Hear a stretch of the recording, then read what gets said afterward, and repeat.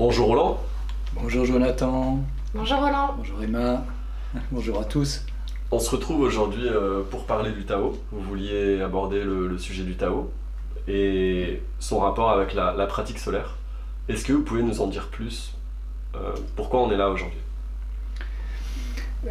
Oui, je me suis posé la question des origines de la pratique solaire et j'ai cherché quelles étaient les sciences, les sciences, on va dire les sciences ésotériques, les sciences spirituelles, qui évoquaient les centres. Les fameux centres, centre psychique, centre du cœur et centre du ventre. Et il m'a semblé que ceux qui en parlaient le mieux, c'était justement les taoïstes. Et les taoïstes dans le sens des arts internes. Parce que voilà, le Tao, il date d'à peu près 3000 ans. Le texte le plus ancien qu'on connaisse, c'est Lao Tzu, le Tao Te Ching. Et voilà, le Tao s'est développé de manière un peu ritualisée sur une certaine branche, un petit peu comme beaucoup de courants spirituels, il y a une branche ésotérique par rapport à une branche ésotérique. Ce qui, évidemment, m'intéressait le plus, c'est les arts internes.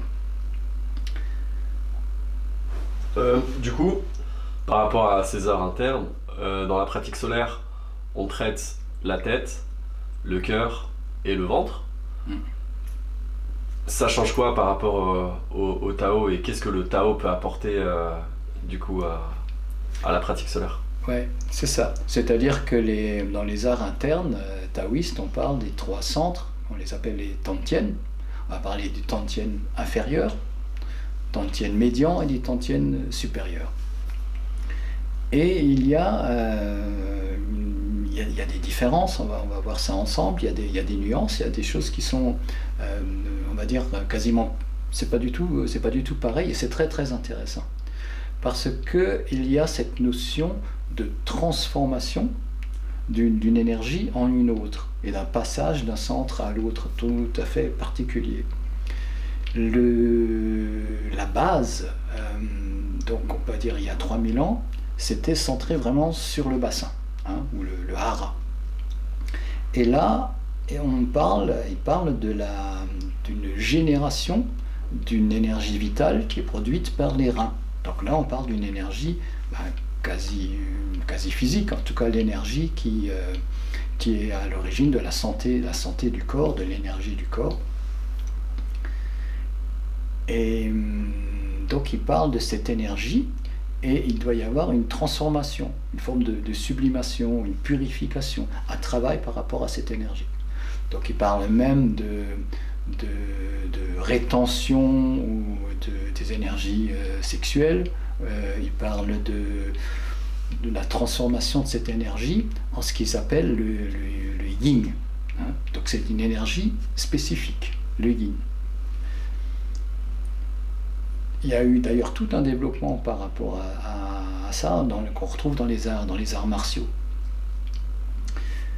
Ce qui se passe ensuite, c'est que cette énergie va pouvoir passer dans le Tantien médian, le Tantien du cœur, le centre du cœur, et là, ce yin se transforme en chi, le fameux chi. Donc là, il y a un nettoyage, une purification, un travail, on va dire plutôt dans la sphère émotionnelle, psychologique, émotionnelle.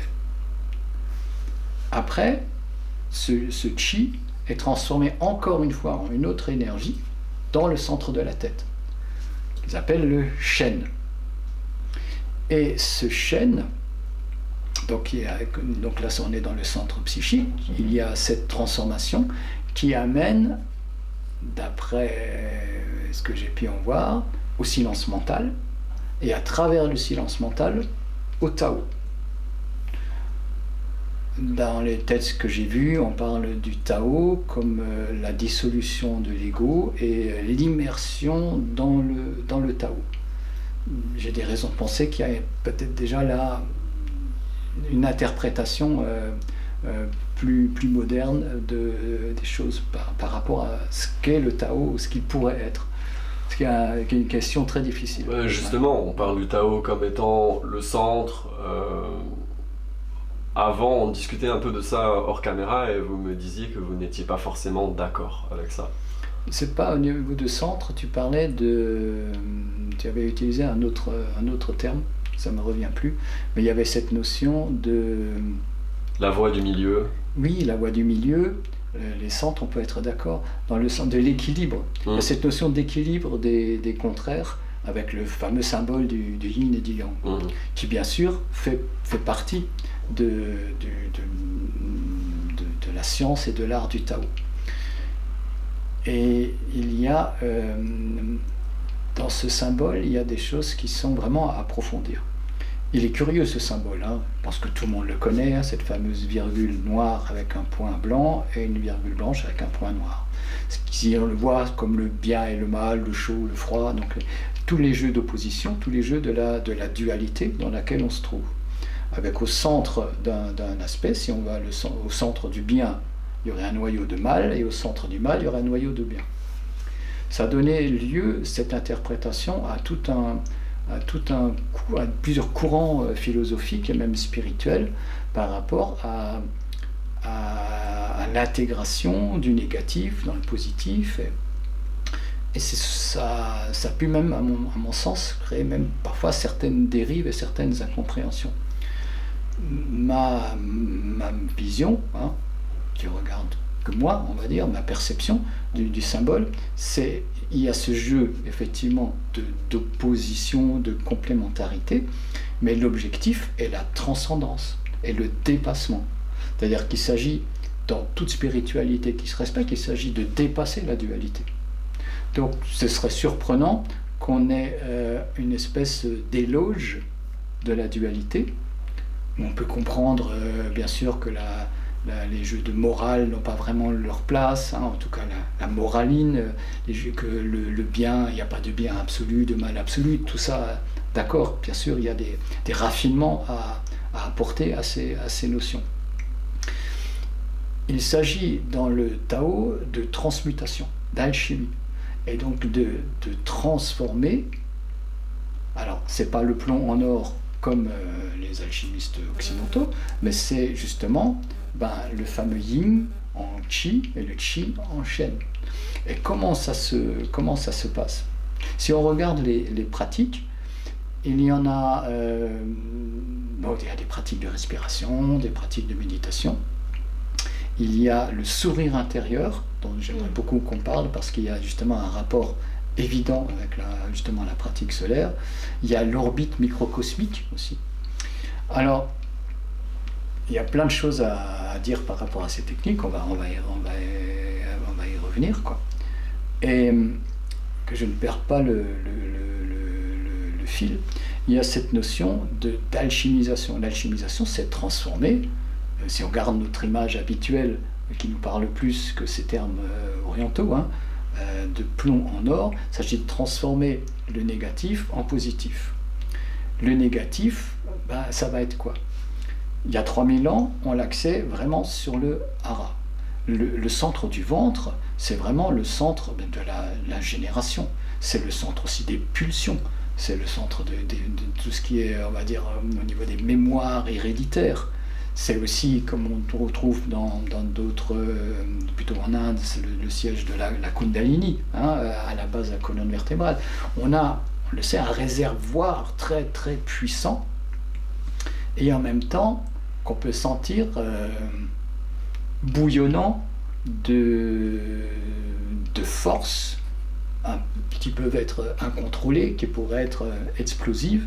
C'est le centre du courage, mais ça pourrait être le sens aussi ou l'expression d'une folie meurtrière, voilà, bon, peut-être que je vais un peu trop loin par rapport à ça, mais on sait qu'un éveil brutal des Kundalini rend fou.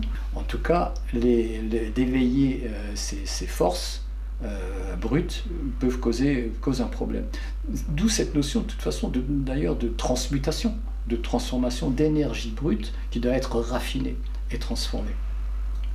Et donc, c'est là qu'il y a les techniques de respiration, où il y a l'inspiration parfois du négatif, et dans l'expire, on va mettre la charge positive, souvent en l'inversant. Et là, on a ce jeu aussi de yin et de yang, on a tout une espèce de malaxage par rapport aux émotions fortes, puissantes et oui, c'est la transmutation. Hein. C'est la transmutation. Mais dans la pratique solaire aussi, il y a un jeu avec l'inspire et l'expire dans les centres. Oui, mais c'est pas la même chose, parce que dans la pratique solaire, la question elle est fondamentale, celle-là. On va travailler avec le chi de notre environnement, le chi de l'air qui nous entoure, et pas l'énergie directement interne générée par les reins, pas la force vitale. Et c'est très très important ce que tu soulignes, parce que historiquement les choses justement ont changé au fur et à mesure des millénaires, notamment il y a 2000 ans. On va y revenir, j'espère. Et donc il y a cette transformation, cette transmutation, et il y a aussi cette notion particulière de circulation énergétique. Dans la pratique solaire, on parle quasiment pas de faire circuler l'énergie, on parle de la stocker.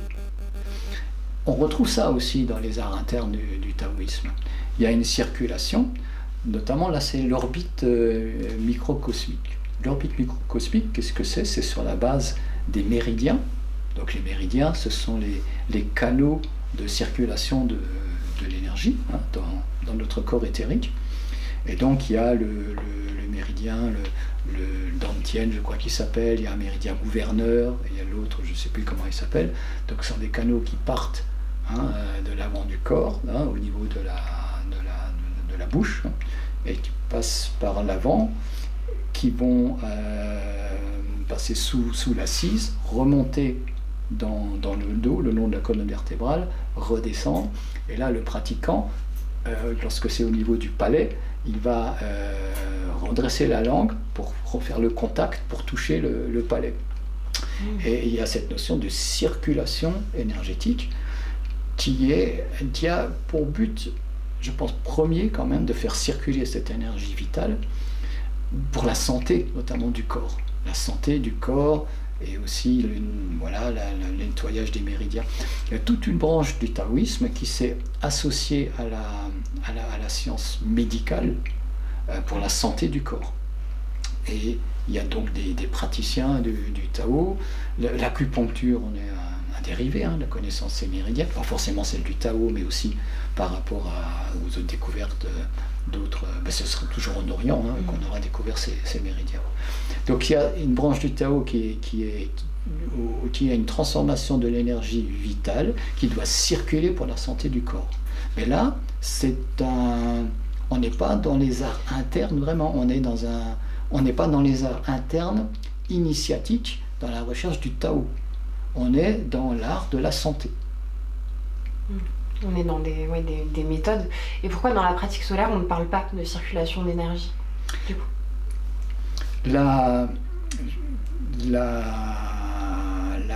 Les centres sont aussi donc des réservoirs comme des accumulateurs d'énergie. Ça, on le voit bien dans la pratique solaire. Et on retrouve ça tout à fait dans les arts internes taoïstes. C'est-à-dire que la circulation se fait de telle sorte, à la fin de l'orbite microcosmique, il s'agit de la ramener dans le Dantian inférieur. Et il s'agit d'accumuler l'énergie aussi. Voilà. Donc il y a donc ce réservoir de santé, avec cette branche donc philosophico-médicale où on a développé les arts de la santé. Donc il y a cette notion d'accumulation, et il y a on parle il y a l'art du Qigong, l'art du Qigong qui se fait aussi avec le hara de manière traditionnelle, qui va aussi dans le sens de la santé, dans le sens de la circulation de l'énergie. Mais si on reste surtout dans cette notion de circulation d'énergie, c'est ce qu'on a appris chez nous, les Occidentaux. En partant, il faut que l'énergie circule, ton énergie est bloquée, ton chakra est bloqué, il faut que ça circule, Au niveau santé, oui, mais si on parle d'art interne, alchimique, il y a ce qui est très important, c'est l'accumulation de l'énergie pour la transmutation, le raffinement de l'énergie et l'accumulation de l'énergie. C'est pour ça que dans la pratique solaire, on met l'accent sur ce côté d'accumulation et bien sûr de transformation. Mais il va se faire avec le centre du cœur ou le centre psychique. Et pourquoi pas avec le centre du ventre, hein, c'est curieux. C'était il y a 3000 ans, le centre du ventre, et je pense que ça date d'à peu près il y a 2000 ans, hein. Il y a l'ère christique. Il y a eu la science du cœur, le centre du cœur. Là, bien sûr, c'est pas des propos, on parle pas de la religion, on peut parler des arts internes, ésotériques, chrétiens. Chrétiens, on peut certainement en trouver des traces encore ailleurs. Dans la Kabbale aussi. Oui, bien sûr, dans la Kabbale, le judaïsme, il y a des choses dans le soufisme aussi, ça pourra faire l'objet peut-être d'autres petites vidéos éventuellement. Alors, je ne sais pas ce qui s'est passé, mais on a vu que le centre du ventre est le centre aussi des passions. On sait aussi que si l'énergie monte du ventre directement, il peut y avoir des graves problèmes, ou de folie, sans doute. Et très certainement, c'était aussi, on sait que les éveils de Kundalini, ou le travail de la Kundalini, on a des reportages extraordinaires d'Arnaud Desjardins, qui a pu aller, qu'on trouve encore sur Internet, où il a pu aller dans des temples, où il a eu l'autorisation de filmer des choses qui étaient très secrètes, où tu as un enseignant, tu as un maître qui aide pour que les choses se passent bien. Ces sciences se sont révélées, se sont ouvertes au plus grand public. Et s'intéresser directement au ventre pour éveiller cette puissance pouvait être, je pense, très dangereux, surtout aussi, peut-être il y a aussi le cadre, l'évolution sociale. Je pense qu'à 3000 ans, j'en suis pas sûr, mais il se peut que les mœurs étaient quand même un peu plus brutales que maintenant. Il y avait moins d'encadrement social, il pouvait y avoir plus facilement des débordements. Donc, le cheminement énergétique s'est fait à partir d'un autre centre, et notamment le centre du cœur. On en trouve des traces très précises, notamment dans la Rose-Croix, dans certaines Rose-Croix. Hein, la Rose-Croix, le centre du cœur, il parlait de la gnose, de l'énergie, donc finalement le chi, qui vient nourrir ce centre. Et après, on parle d'un cheminement qui monte à la tête. Et dans ces enseignements, tu retrouves par exemple aussi les parallèles entre les pérégrinations de Maître Jésus, Yeshua, et les différents endroits où il allait, qui étaient en correspondance avec ses cheminements intérieurs. Notamment le Golgotha, le mont du crâne. Donc l'énergie monte dans le centre psychique. Là, il se passe des choses au niveau du centre psychique. Alors certains parlent de la pinéale, de la pituitaire, comme des espèces d'arcs électriques qui se forment. Et ensuite, l'énergie va descendre dans le ventre. Et elle descend dans le ventre, en quelque sorte, déjà la conscience lumineuse va descendre dans le ventre. En fait, les problématiques psychologiques et on va dire mentales sont résolues, sont éclairées, sont raffinées. Et ensuite, il y a la descente dans le ventre, dans le centre des passions, où il y a un passage de nouveau très difficile qui est décrit par ces mouvements à la base de la colonne vertébrale. On pourra en parler de ça, mais voilà, c'est pas le sujet aujourd'hui. Voilà, donc on voit qu'il y a eu une évolution avec une importance très grande donnée sur quel centre on travaille d'abord. De nos jours, on assiste, il y a certains enseignements, ils sont rares, où il y a des enseignants qui vont travailler sur le centre psychique directement.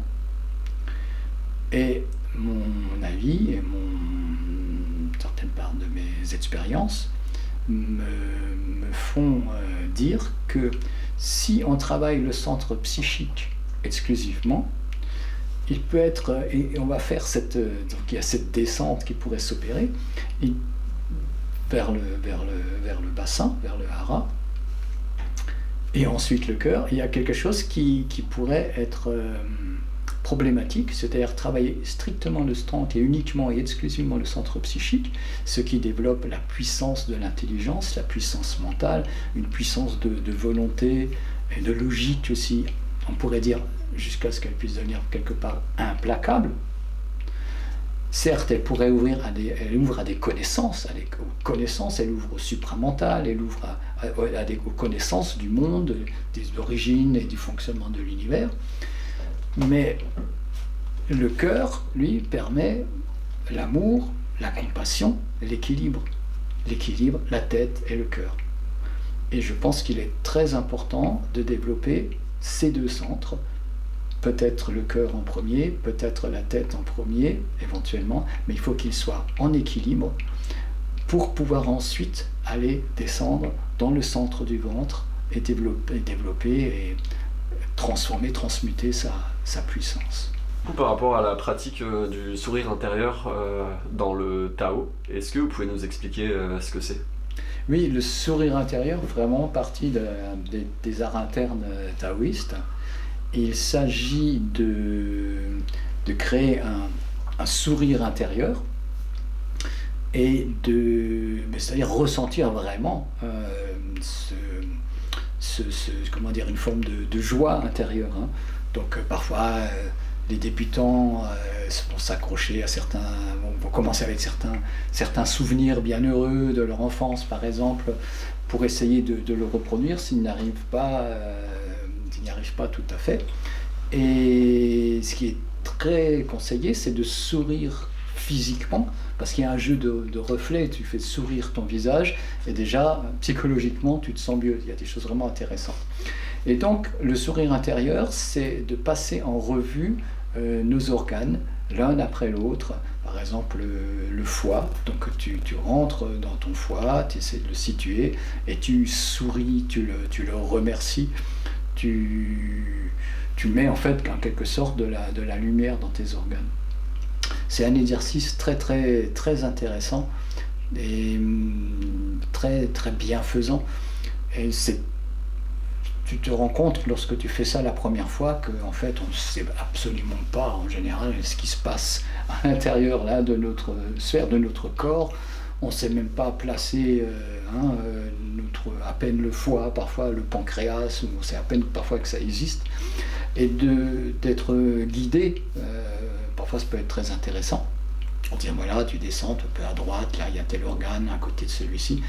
Et essayer, dans les arts internes, avec un peu de pratique, on arrive même à ressentir sa présence et à déployer si c'est un peu resserré, ou au contraire de tonifier si les énergies sont un peu diluées.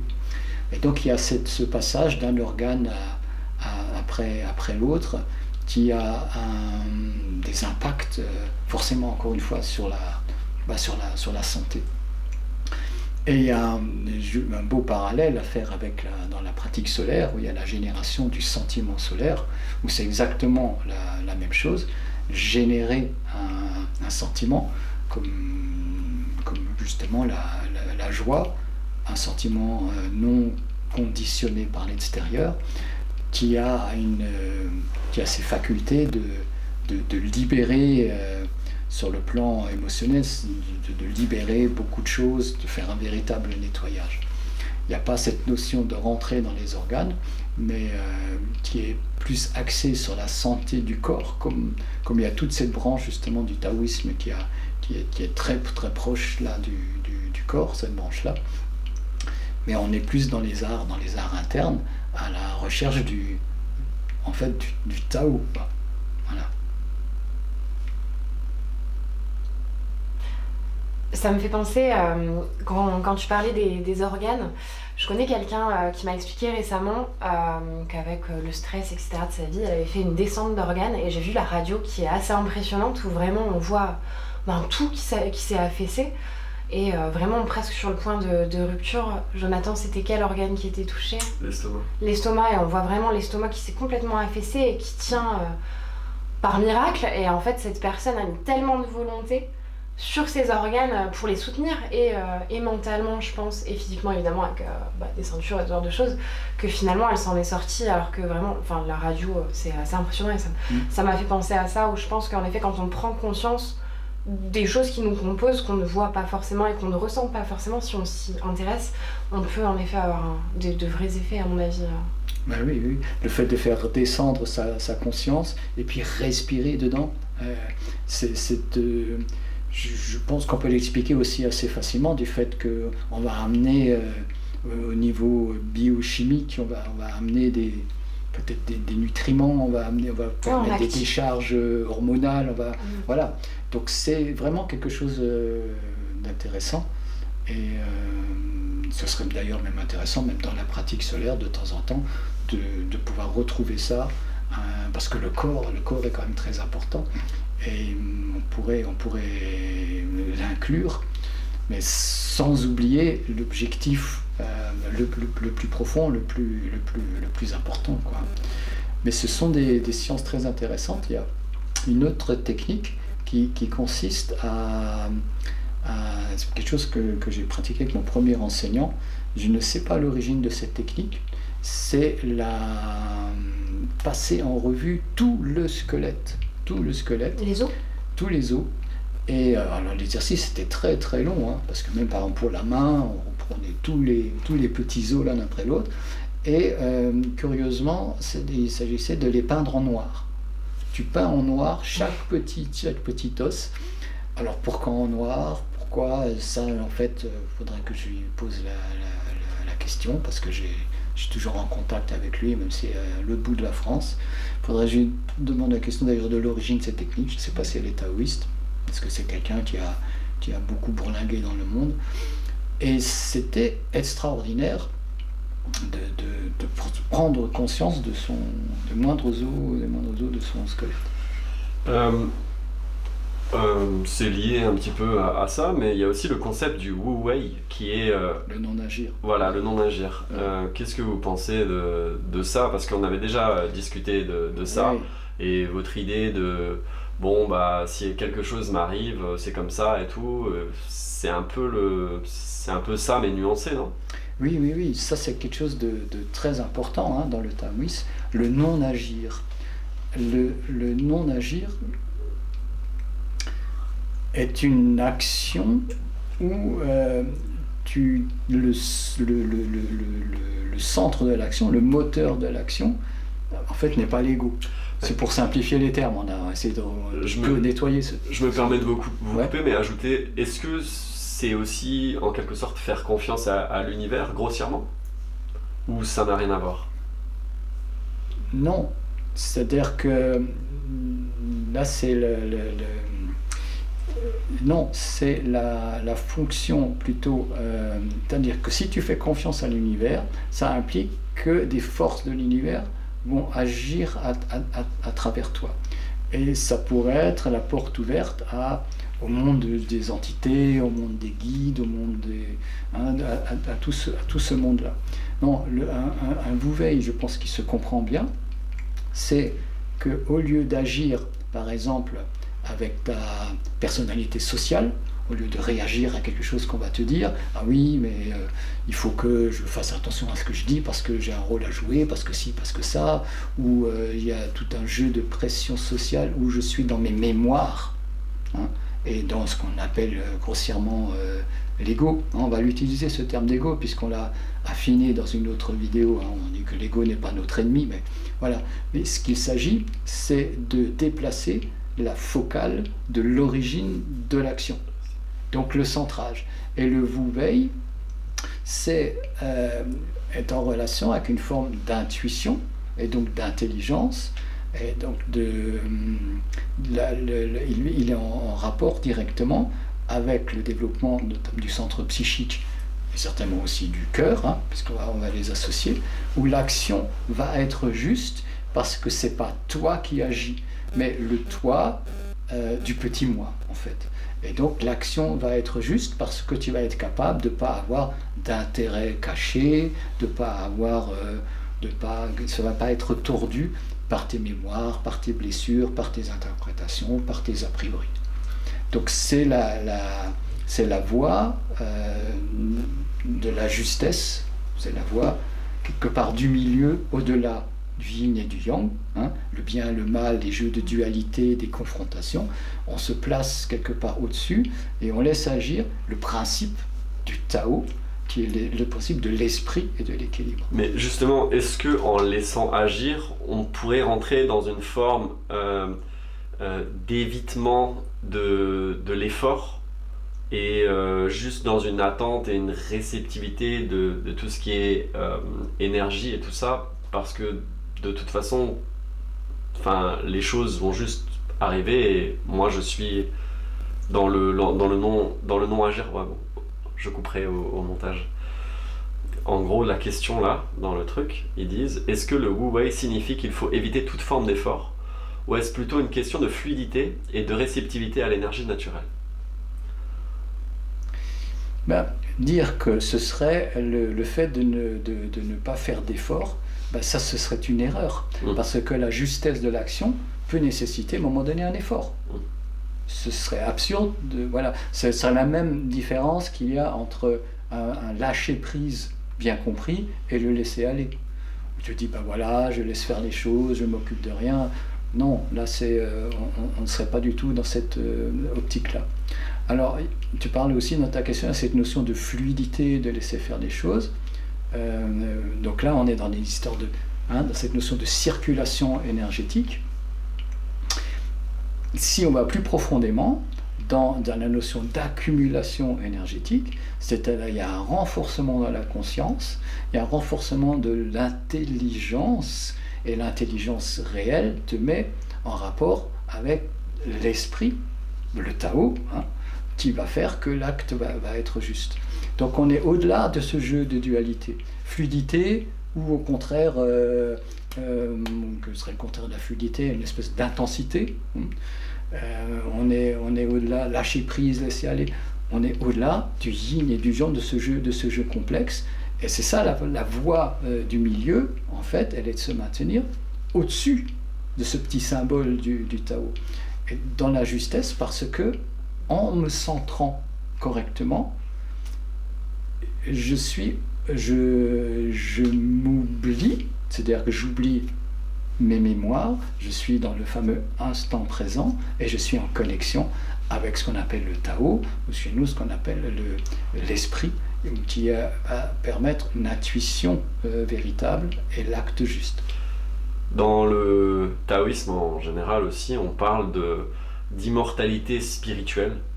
Et les maîtres taoïstes et les pratiquants du taoïsme font beaucoup de tai chi, qigong et tout ça.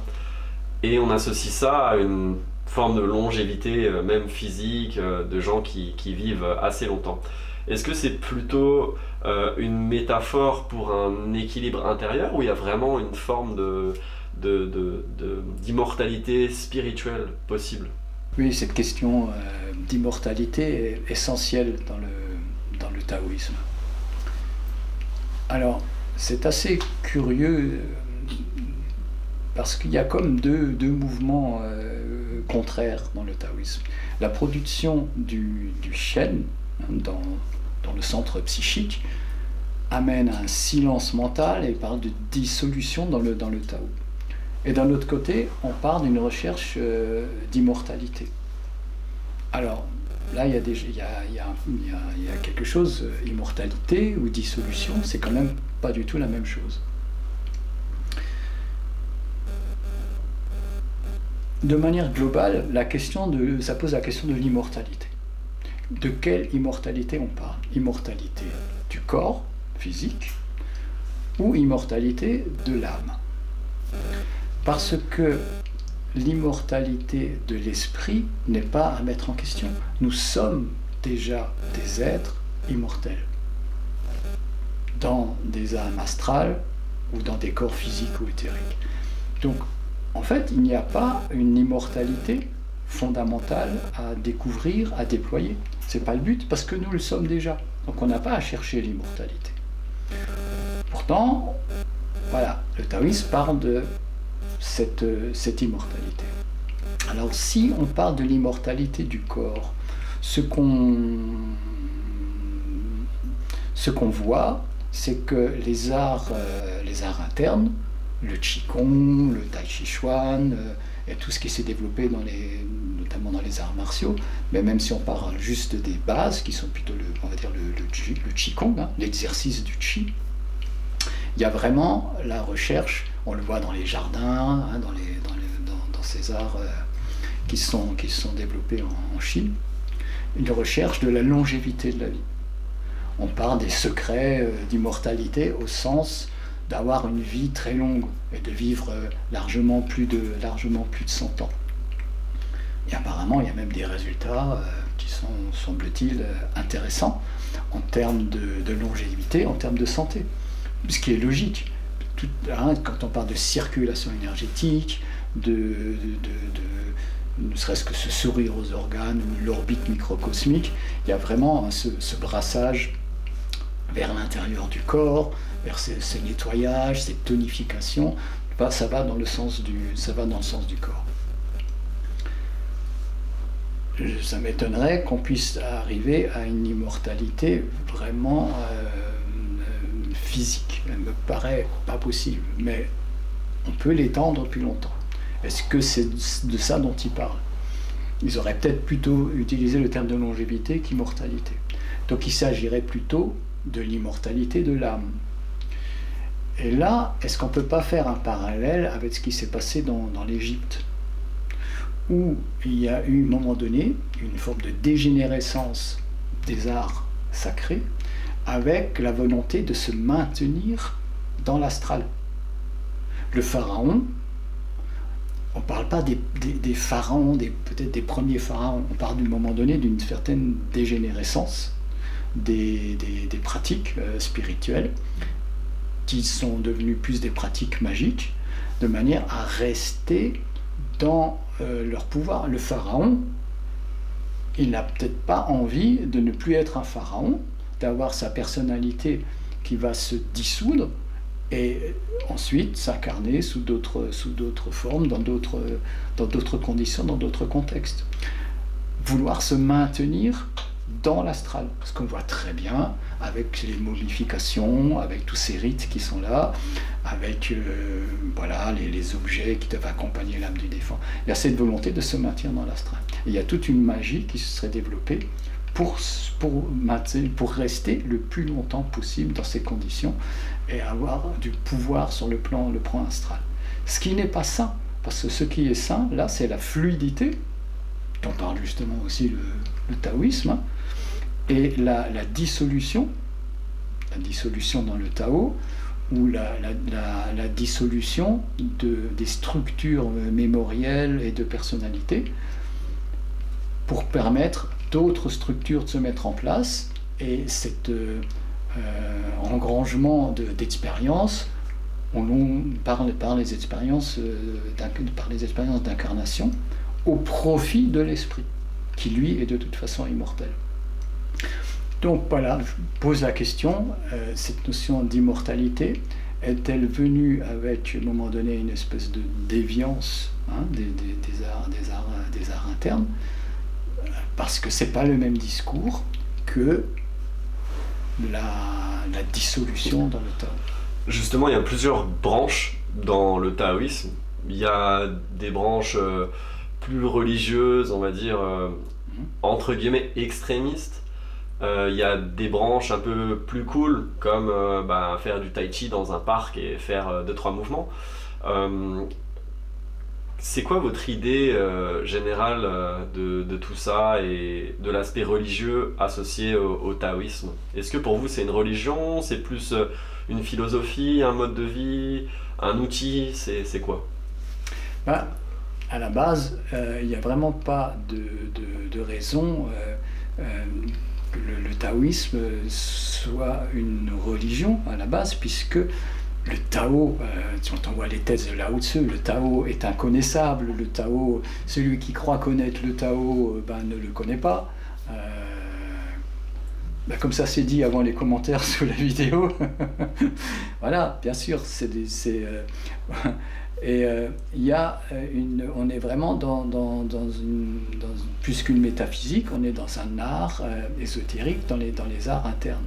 Maintenant, dans tout ce qui est dans ce domaine-là, dans ce domaine spirituel, quand il y a eu des arts, des choses internes, ésotériques, il y a un exotérisme qui s'est développé pour la population à qui on laissait des miettes, en quelque sorte, ou des éléments, on va dire, préparatoires pour qu'ils puissent un jour rentrer dans l'ésotérisme, dans une forme de réalité. Et là, on l'a vu pour toutes les religions mondiales, il y a cette forme de mise en place de castes plus ou moins sacerdotales, avec des rites, avec voilà, des accoutrements typiques, des symboliques, des rituels, des formes de divinité. Il y a Lao Tzu à son temple. Voilà, je pense que Lao Tzu, il aurait bien rigolé si on lui avait proposé, il dit, ce serait bien, on va te faire un temple. Il serait roulé par terre de rire, quoi. Il aurait trouvé ça ridicule, ça paraît évident. Pareil pour Maître Jésus, ou pour ceux qui ont instauré, qui ont cherché à éveiller l'humanité dans son développement. Et là-dessus, il y a toujours ce mouvement de la récupération aussi, plus ou moins politico, spirituelle, sociétale. Et c'est logique parce que tout le monde n'est pas prêt pour des arts internes. C'est pas vouloir parler d'une forme d'élitisme et de populisme, mais tout le monde n'est pas prêt. Et si un être n'est pas prêt, tu en parlais notamment avec les problèmes d'éveil de Kundalini qui pouvaient même faire des morts. Tu as rappelé hors caméra qu'il y avait des cas répertoriés en Orient, ce que je ne savais pas, donc des cas classés comme tels. C'est évident qu'il y a des dangers. Donc ces sciences sacrées, on ne peut pas les donner directement au peuple, on ne pouvait pas, parce que ça pouvait être mal vécu. Et puis il faut dire aussi que il y avait aussi une forme de caste un petit peu, c'était les privilégiés qui avaient le pouvoir et qui pouvaient développer aussi en fait en secret des capacités psychiques qui leur permettaient d'accéder à des positions sociales peut-être élevées ou avoir un pouvoir à d'autres niveaux.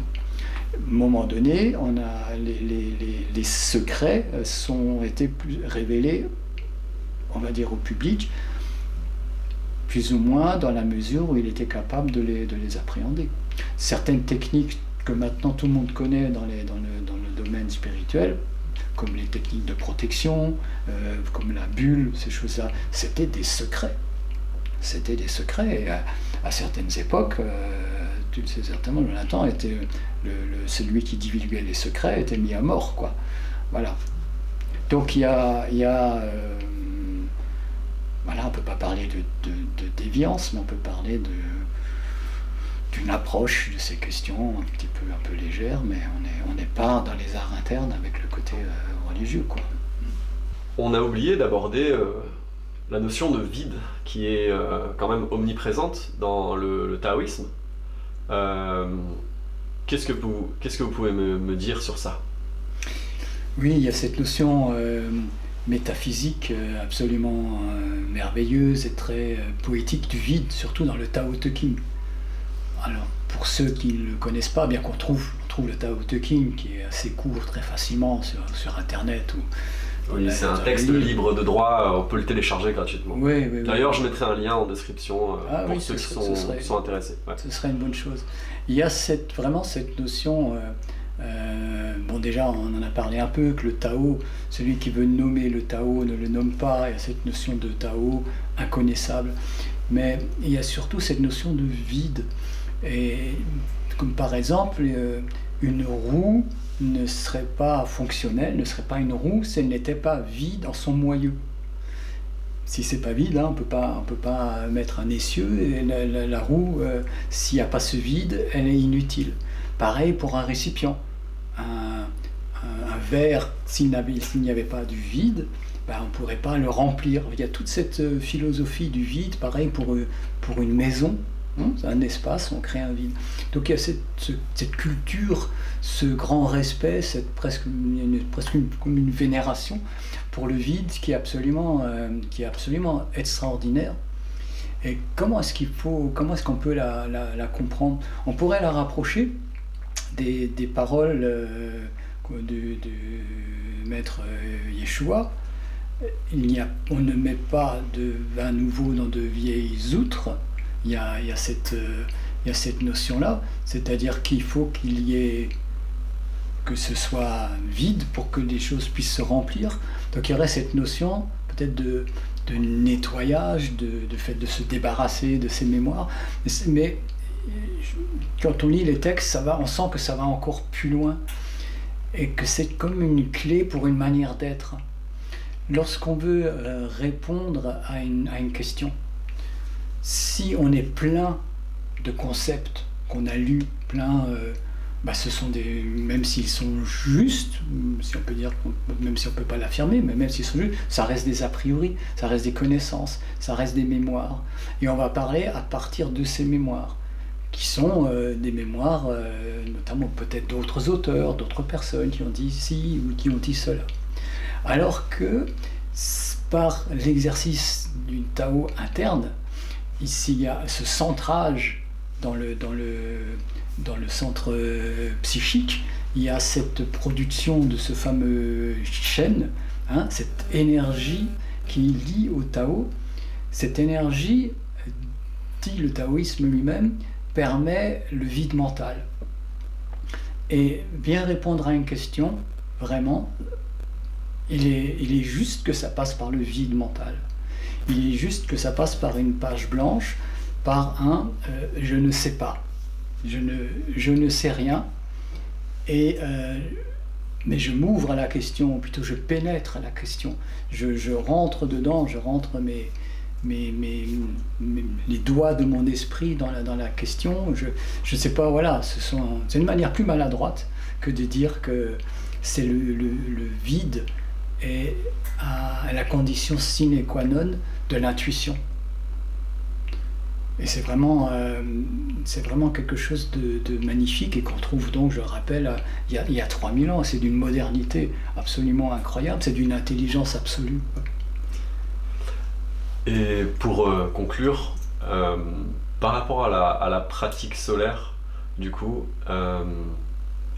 est-ce que c'est complémentaire? Est-ce que ça se rapproche de la pratique solaire? À un sens fondamental, tout à fait, complètement. Lorsqu'on travaille avec le centre du cœur, on est dans l'inconditionnalité, c'est-à-dire que c'est une forme de vide, c'est une forme de non-condition, et à travers lesquelles, à travers ce vide, émergent peut-être des choses comme un amour inconditionnel ou une véritable bienveillance, ou en tout cas un sentiment authentique. Et c'est la même chose par rapport au centre psychique. On retrouve tout à fait cette augmentation de nos capacités d'intuition. Et beaucoup de pratiquants, d'élèves parlent très rapidement d'une sensation d'espace, de vastitude. C'est comme si les brouillards se levaient, quoi. On pourrait appeler ça une forme de... Ouais, c'est une création d'un espace, d'un vide. Et c'est par ce vide qu'il y a cette ouverture, cette découverte à des vérités plus hautes, à des sentiments plus nobles. Je vous remercie, Roland. Je t'en prie, Jonathan, Emma. Merci, Roland. Voilà, au revoir à tous.